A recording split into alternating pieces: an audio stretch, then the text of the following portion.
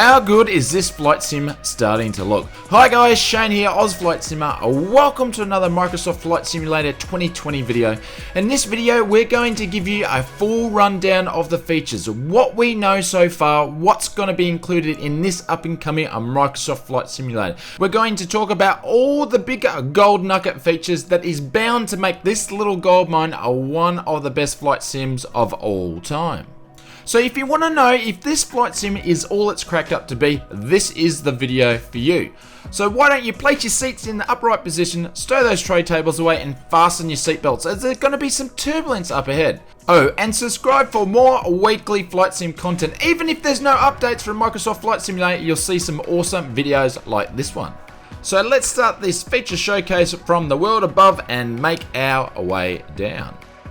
The world is full of natural wonders, from Ayers Rock to the Himalayan mountains. Also, the man-made wonders of the world such as the Eiffel Tower or the Statue of Liberty, or even your house. And yes, we all know we'll be trying to fly over our own house in this sim.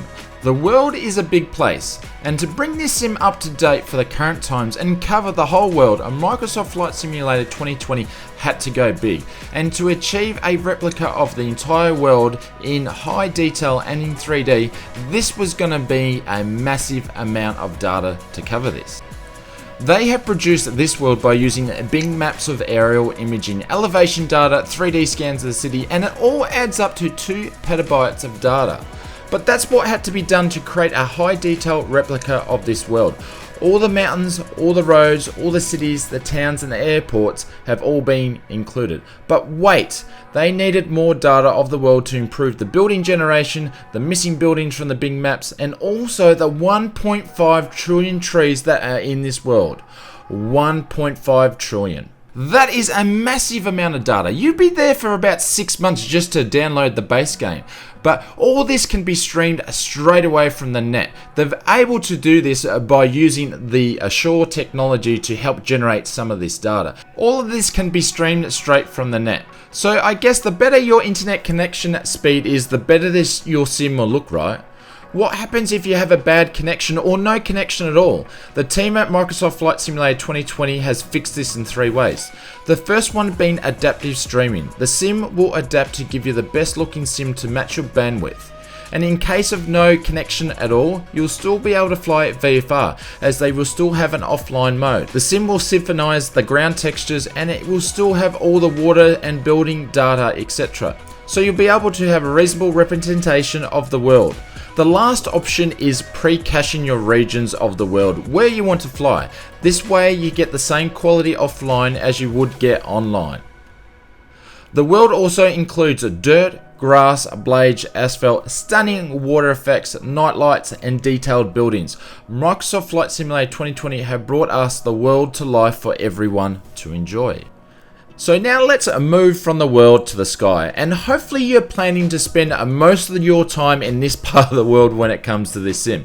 The team at Microsoft Flight Simulator have created a new atmospheric simulation when it comes to the sky. They've also done a new weather special effects, a new day and night engine, and also a volumetric clouds. Live real weather will be included, and also seasons. Microsoft Flight Simulator 2020 had to start the new atmospheric engine from scratch. This way they could improve on the lighting in the real world to be realistic as possible, so that way they will be able to take advantage of all the new techniques coming from the whole gaming industry. All the atmospheric conditions have been improved, included with lighting as well. There is also a lighting when it comes to the sun, the moon, the stars and the city lights and scattering. Even the humidity and pollution will reflect the weather visibility. There is also a layered atmosphere with a variable particle densities. The shadows have been improved. The mountains can even now cast shadows on the clouds, and the clouds can even cast shadows on the clouds. I think you can cast a shadow on absolutely everything these days. This also gives the sim the ability to showcase rain showers and rainbows, something we haven't seen in a sim before. And if you want the ability to turn a beautiful day's flying into I don't think we can make it back scenario, the sim has 60 layers of real world, real time cloud data, fronts, storms, rain clouds, and also they all presented in real time.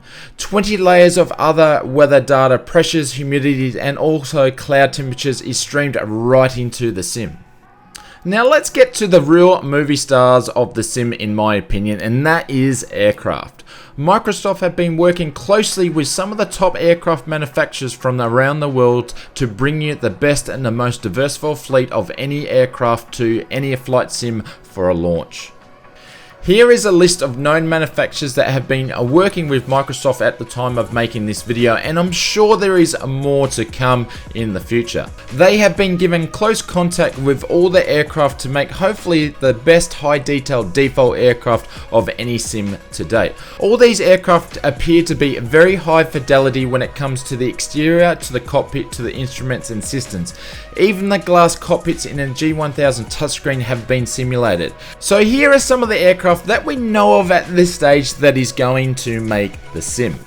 The TBM 930, the Airbus A320, a Merdy Cap TC, an Icon A5, the Cessna 172, a Cessna Citation CJ4, a Diamond DA62, the X-Cub, a Robin Apex D400, and also the Queen of the Skies, a Boeing 747. But within saying all of that, we've also seen some other aircraft loitering around the sim that haven't been confirmed yet, such as this Baron here. All these aircraft have checklists, so you can use them to help you start from cold and dark to engine start, or even just get to know the plane. You can choose between having it full manual, or you can be a maverick straight away and go for full automatic. All the home cockpit setups have been supported and been included with a multi-screens and windows. So if you love your home cockpits, it seems to be you're going to be well looked after in this sim. To me, the real fun is about flying these incredible machines. Aerodynamics is the key to join the aircraft to the sky. The team at 2020 have massively spent some time on improving all aspects when it comes to the aerodynamics of the sim. They have improved the physics engine, slope runways, friction models, skidding bumps work as they do in real life. They've gone and rewritten all the aircraft systems. Turn coordinators, fuel consumptions, flaps, gears, external tanks are all physical elements, and they all interfere with the airflow in the sim.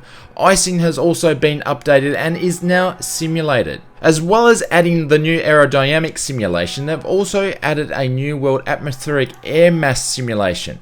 What all this means is the biggest interaction of any aircraft is the air, and the air that makes the aircraft fly. So they have reworked how the air is simulated in the world, really creating a full simulation of airflow over the planet and how it interacts with the world environment. And in my opinion, for someone who flies in real world life, this makes the difference between every flight, and it's really important. In addition to all this, all these aircraft are all subdivided into thousands of surfaces which are mapped all over the airframe.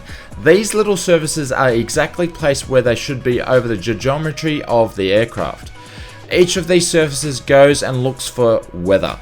As an example, each surface has its own wind direction, pressure, humidity. This means a wingtip could fly through a cloud and you could feel the difference.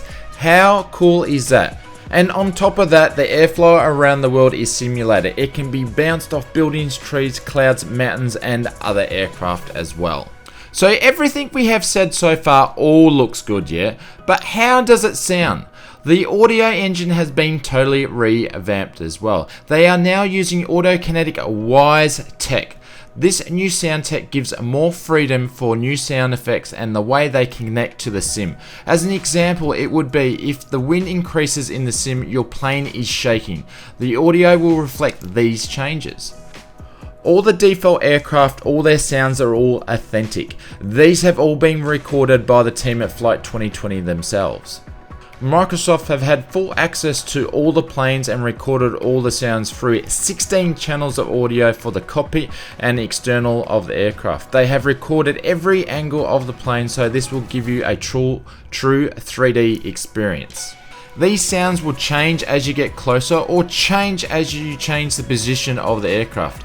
Anything that is animated in the aircraft will have been recorded, such as switches, knobs, flaps, gears, and so on. Now moving to the world of soundscapes. This technology is nothing new either, but I've only seen it really to be done in flight sims to some sort of degree with a third-party airport.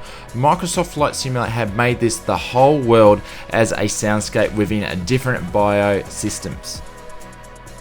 As an example, they have created biome systems based on the sim land classification data. So depending where you are in the world, you can hear different fauna sounds.